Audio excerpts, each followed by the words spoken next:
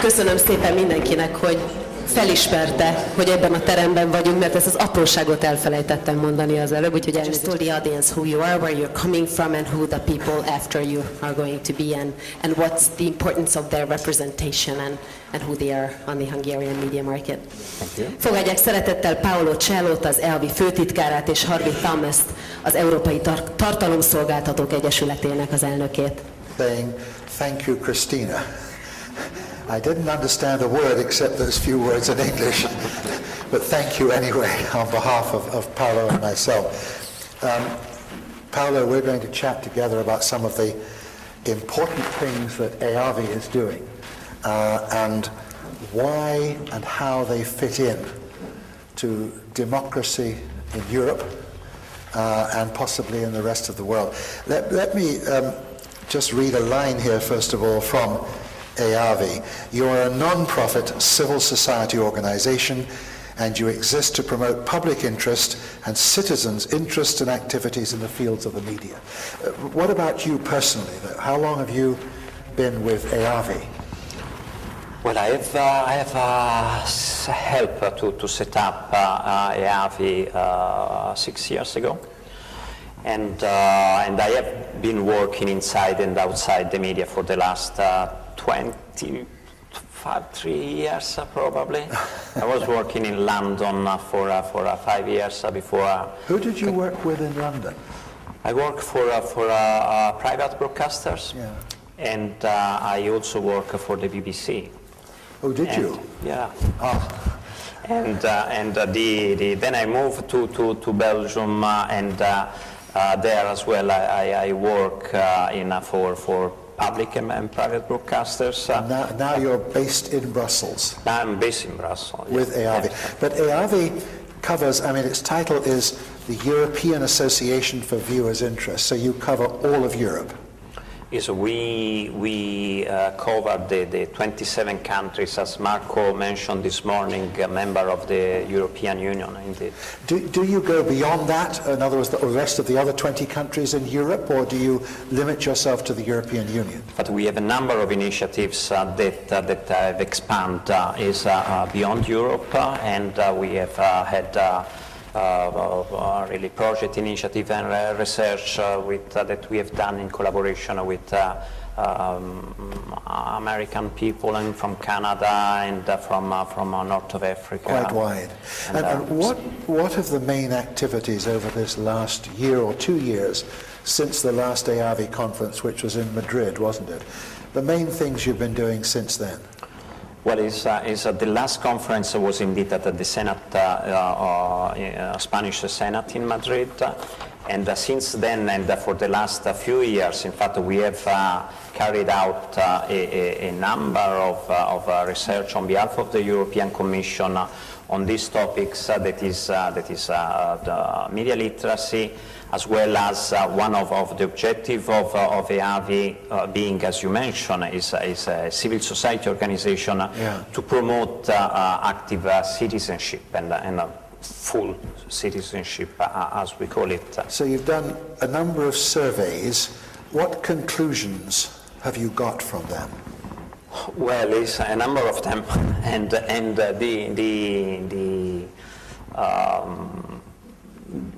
there are, for instance, a few things that have been mentioned this morning is that we could pick up, and it is certainly useful we came up with a list of recommendations for each of the studies that at the end of the day they come up to common sense, which means that we have to invest on education, to have more research, to have better networks, we have to collaborate with international institutions, and we are doing so, and I'm taking the opportunity to thank Vladimir and UNESCO that have done that is for quite a long time now. And one of those conclusions that Marco, your Vice President, mentioned this morning was this huge overload of information that we all have. We just have information being fired at us from all quarters. How do you how do you take that further? In other words, everybody is swamped. We don't know what to do with it all. So now you have to move into understanding it. How are you setting about that? There are people that, for instance, to use the same metaphor of the little boat that I use in the cartoon, that say that in this ocean, as we end up navigating within the port, because, as you say, there are too many information. I would say that is we should. Intelligence somehow is based on information that you have available, but also, and mainly, I would say, on the capacity of elaborating those information. But you've got to be able to interpret it and cut out sometimes. The cartoon you referred to, this was a journey to media literacy with Jack, making a journey across the water and meeting the advertisers and all the big pressures as a young boy with a happy ending. And I thoroughly enjoyed the cartoon. But it had a great message but it started off with the assumption that Jack had his friend. What was his friend's name? Joe. He had his friend Joe, who was there every so often to advise him as he went. Now, that's the role that you see EAVI in, is getting to people of all ages and helping, guiding, training to sort out. Is that right? EAVI is a relatively small platform. We are trying our best yes, indeed, in doing some research and some initiatives, and indeed we think that we have to have available as many instruments we have to promote media education and media literacy. We think that this is crucial in order to have people being able to participate to public life. What do you include in media literacy? In other words, if you read a heavy paper, Süddeutsche Zeitung, Wall Street Journal, the Times of London, one of the heavy papers, it's very hard work for all of us to understand it. If you read one of the tabloids, sometimes they're very good at saying things very simply. But what do you include in media literacy in terms of understanding? Politics, education, values, ethics, morals? Well, the concept that we are developing it goes beyond the technocratic concepts that we have put in our studies, that are the competence that you need to acquire in order to become media literate.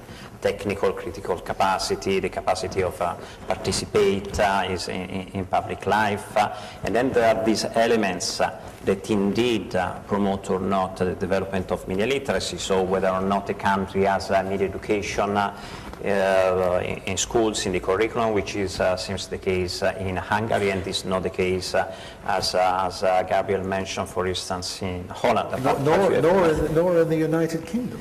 Nor in the United Kingdom, but in the United Kingdom, for instance, you have, and you are one of the rare countries in Europe, you have a policy, is the Communication Act of 2003, that foresee that the government has an obligation to promote media literacy, which is good too. But governments often don't want to do that, do they? Well, this is a bit risky. The fact that we're in Budapest in Hungary had nothing to do with that question whatsoever. I was actually thinking in governments generally really are sometimes reluctant to let the people interpret and understand. There are governments that prefer to have uninformed citizens. They think that this way is easier to manipulate them. But it's like to have a family in which you say, this son I want, that is stupid. And so I don't think it's a good investment for the citizens. Indeed, this happens also in the commercial side. There are products and companies that they think that it's easier to sell a product to an informed consumer. Which is true, isn't it? Which is true for those products, but there would be many other products that instead could be sold, and the economical is a cycle could develop for other products. So actually, it's not the specifics that you have to teach in media literacy, because you need to understand the principles of taking 2 sides, 3 sides, 4 sides, and trying to analyze them and work them out. And that's hard work. It is a hard work, but we find out in our experience that there are a lot of people that are willing to help if they are given the chance to do so. In a voluntary capacity. Indeed. In other words, that's citizenship, really, isn't it? Being willing to help and pass on your knowledge and experience to others. Well, I think a country should make sure that they transform they translate this information into knowledge, and that if you have better citizens, I don't know if you remember, there was the book of The Little Prince. The Little Prince is of Saint-Exupéry. Is in one chapter they go and he goes to a world, and there is one very powerful is a king, and this powerful king that can do everything that he wants has no citizens to govern upon, and therefore is very sad.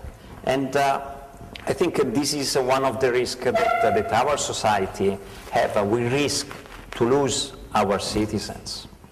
And have we already lost the young people in many cases? We have, I think, and television somehow they have lost their viewers, and they should reconquer them. I think that young people, we should show more respect to them. They are very busy with their things. They don't have the time to listen to us, and we don't respect what they are doing. We adopt a quite paternalistic way, but it's crucial that we do this investment on the young people, and we empower them. There is no alternative. To empower them, don't you also have to teach them? You have to the teaching it could have quite a moralistic approach. They have to learn. Yeah, they have to learn. This is key, and we can learn together. And do you think the ways of learning have basically changed from what they were, let's say, even 30 or 40 years ago, when the older generation told, but now the younger generation has more capacity and it should be more of a dialogue? I think that is failing to recognize that the system and technology and opportunities are there to be used is a pity. There are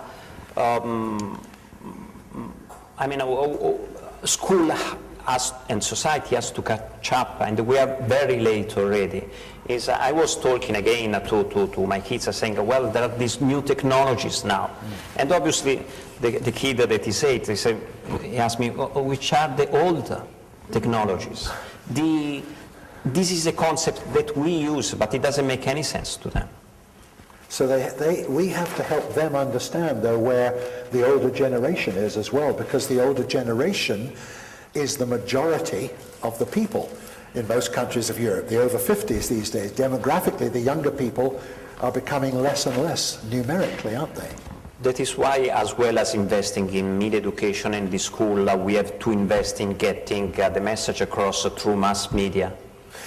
Now that means then a relationship with the mass media. And before we get into that relationship, media today is no longer newspapers, radio and television, or even and the internet. Media today is the social media, for example. How do we relate to all? How do we get young people to relate to all of them and not just their own social media? Well, it's a matter of content. It's kids and young people that are interested in the content, whichever is the platform that is used. If the content is interesting enough and is easier to be used rather than another one, online or television, I don't think that we should not put too much emphasis on the technology. The technology is an instrument that would be silly not to use. What is important is to invest in this And this is what media literacy is also about, in the capacity of people to think. Now that's quite a major strategic thought, investing in the capacity of people to think. And the implication is that many of us do not really think at the moment. Well, I think that it is if people, there are people that say, well, I don't have time to think because I have to do the things. But it's quite silly, obviously. I think that at least at governmental level, a country and the policy and the education should make sure that these things happen, not only at individual level and at a family one. One of your main thrusts in EAVI is to get enough people to think and be able to analyze what they see in the media in its broadest sense and communications to them, whether it's advertising or some other channel. But to do that requires a fairly broad program. Now, we've heard here in the Budapest conference a number of people who are teaching. Your vision is to spread that throughout Europe. Well, I'm not so arrogant to think that we have that media literacy is the panacea for all evils. But we were discussing with David at the coffee break. At the end of the day, it's a matter of common sense. We think that as a civil society organization, we should be a bit less deferent with powerful people, maybe. And because democracy is about not just electing somebody, but is to control who is in power. And this process, for instance, in a mature democracy as UK, which is not the case for Italy up to a certain extent, doesn't necessarily happen. You have institutions that are strong enough to defend those principles and to make sure that whoever is in power doesn't make too many damages. You say it's more sophisticated in the UK, but you seem to have a lot better and quicker way of getting rid of prime ministers than we do in the United Kingdom. Well, I think at the end of the day, and in history, the process will make sure that the right people or the most competent and honest one are selected to drive a country. Somebody, and we were provocatively saying it in Madrid, they need a license to drive a country, as everybody needs a license to drive a car. Exactly. Yes, but not to be a politician. And this, I think, is eventually will come. Then there are all the discourse about which are the characteristic and competence that you have to have. But at least we think that you have to have two things. One is to be honest, and two is to be competent. So that competence is what EAVI is struggling for, believing that this ability to understand this whole communications media is right at the very heart of continuing democracy. If it is to continue, you've got to have the people able to move, remove, or place in the political powers. Well, it's our role in as we see it is just to inform those processes for the limited with the limited resources that we have. But media literacy is also a political matter. That's for sure. Well, we're running out of time here, but let me just raise a couple of other quick points with you. The cartoon, A Journey to Media Literacy, that I said earlier I thoroughly enjoyed and I understood. Thank you. Probably because it was written by your children. I mean, that is why. It brings us this very serious point.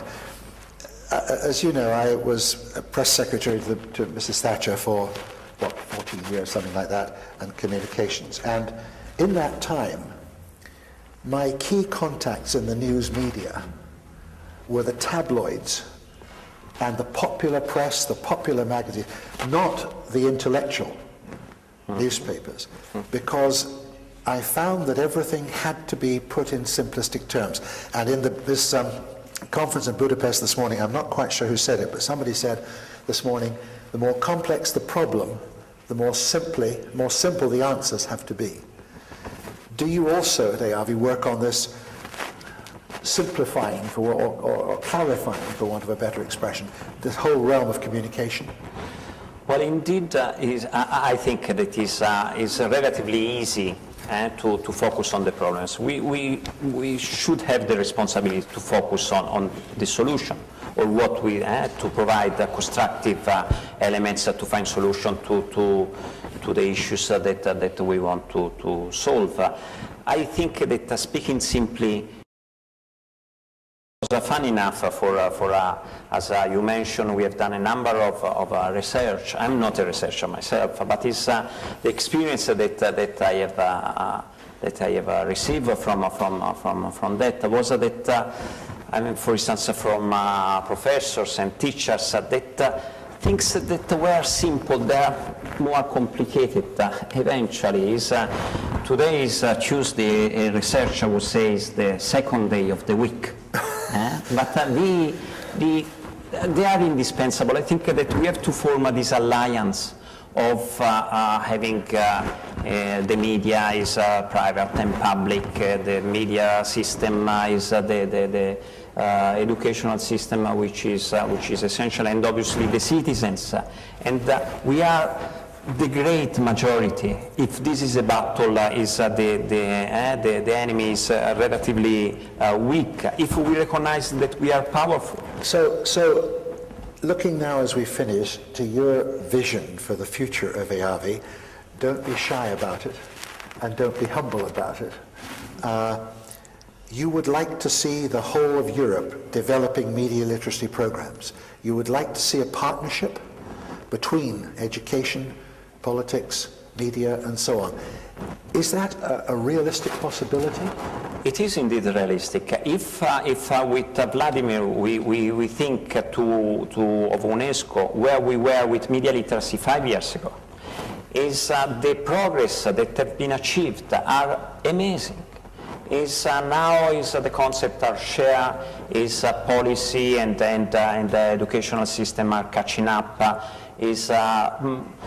So I am very optimistic on the future, is that this process ineluctably will be a positive one. It depends on us how long this is going to take. Paolo, we have to stop there, but to you and your children and everybody, thank you very much indeed. Thanks. Ladies and gentlemen, Paolo Celot. Thank you. Christina, over to you.